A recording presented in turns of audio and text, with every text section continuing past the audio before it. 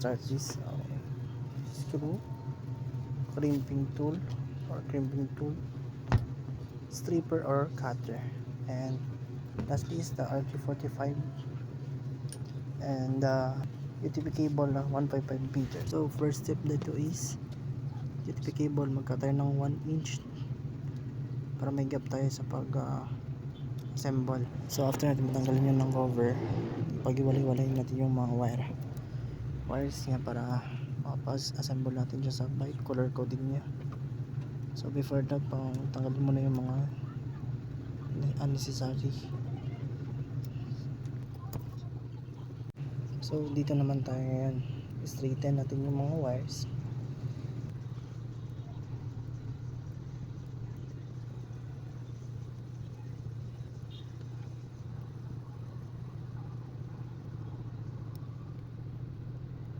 So dito gamitin tayo yung screwdriver para pag-straighten yung mga wire para hindi po gag yung pagpa-color coding natin mamaya. So after natin ma-straighten yung wire, direct tayo dun sa T568B or pag-arrange ng color coding ng T568B from white to orange, white, green, blue, white, blue, green, and white, brown, and lastly is the brown. So after mo kasunod-sunod yung color coding, finalize mo kung tama nga ba yung pagkakasunod. White, orange, white, green, blue, white, blue,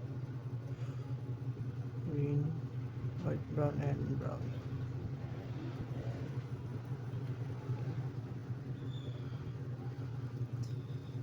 So dito naman tapos ito finalize. So ngayon sasukatin natin yung sa RG45 kung hanggang saan lang yung dapat na puputulan natin. So ito sasukatin natin na katamtaman lang para tama lang sa ating RG45. So dito yung tamang sukat. Okay.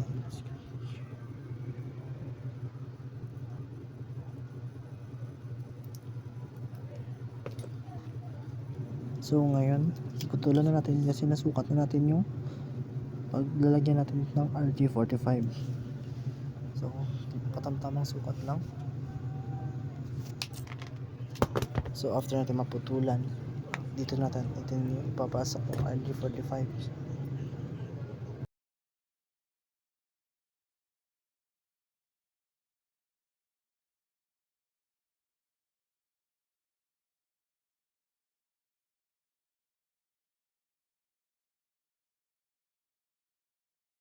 Ngayon after natin may pasok yung USB cable natin sa RG45,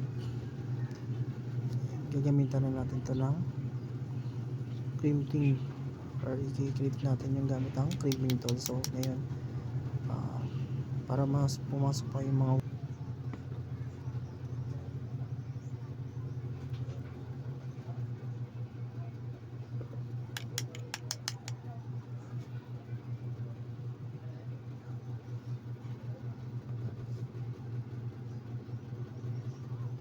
So after natin may pasok yung USB cable sa RG45, gagamitan natin ng crimping or magkikrimp na natin yung RG45.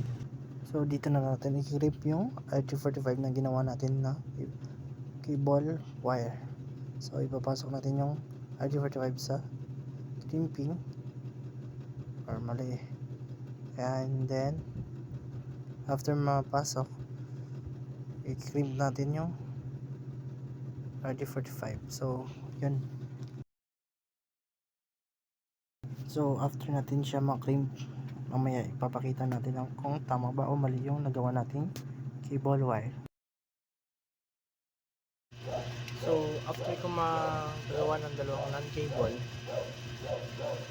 try ko naman siya sa LAN tester. So let's try. So lalagyan natin siya dito, pasok, may isa, and then may isa is dito.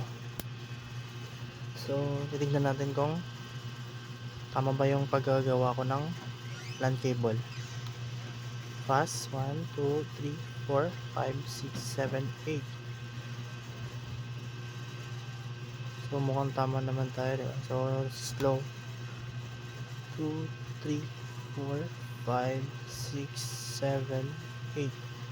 So, tama yung ginawa nating land cable. So, that's all.